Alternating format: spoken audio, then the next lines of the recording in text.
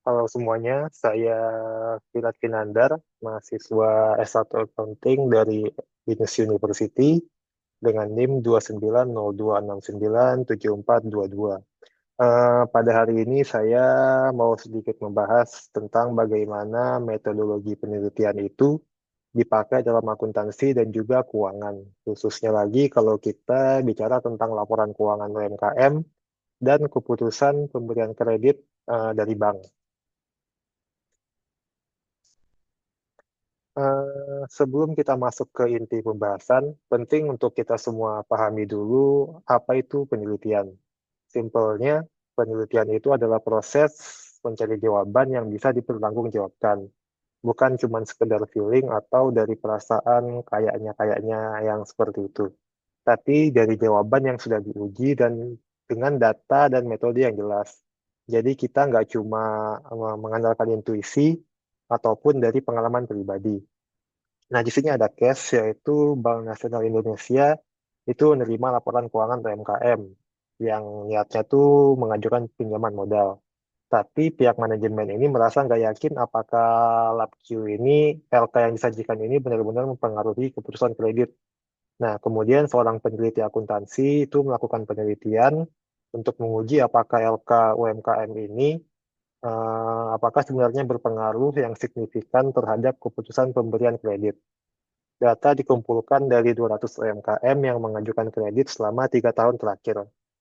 Kemudian analisis dilakukan menggunakan regresi logistik. Nah, ini yang pertama, mengapa penelitian itu lebih bermanfaat kalau dibandingkan kalau kita hanya mengandalkan intuisi dari analis kredit. Nah, sekarang kalau kita lihat kasus bank yang tadi menerima laporan keuangan UMKM itu, tentunya muncul pertanyaan, apakah kualitas LK itu benar-benar mempengaruhi keputusan dari kredit analis. Nah, disinilah penelitian itu jadi jauh lebih berguna.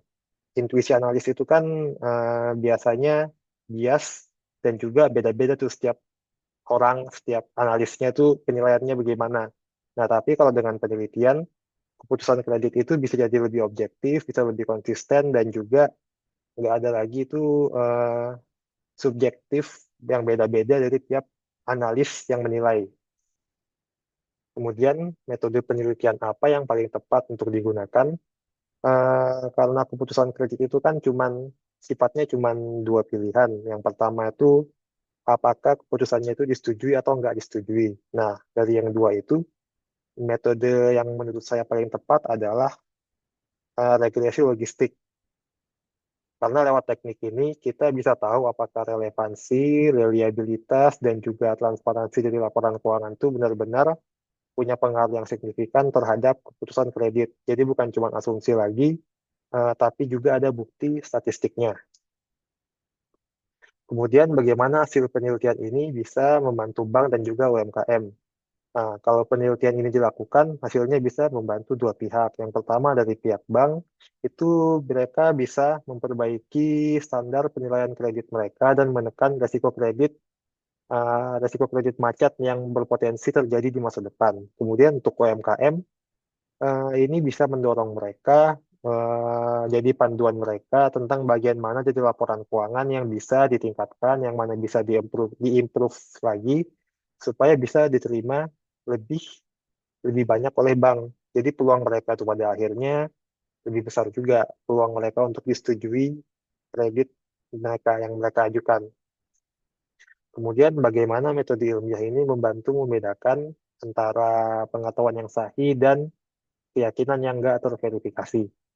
Nah, metode ilmiah itu kan sebenarnya cuma alat buat misahin mana pengetahuan yang benar-benar sahih dan mana yang cuma keyakinan yang belum terbukti. Nah, lewat observasi ini, pengukuran yang jelas, analisis, dan verifikasi, kita bisa memastikan bahwa kesimpulan yang memang valid itu bisa dipertanggungjawabkan. Jadi penelitian itu bukan cuma soal dapat jawaban, tapi juga dapat jawaban yang benar. Kemudian ini adalah sumber yang saya gunakan yang mendukung pembahasan saya tadi. Nah, terakhir, sekian dari saya. Terima kasih sudah menyimak. Assalamualaikum warahmatullahi wabarakatuh.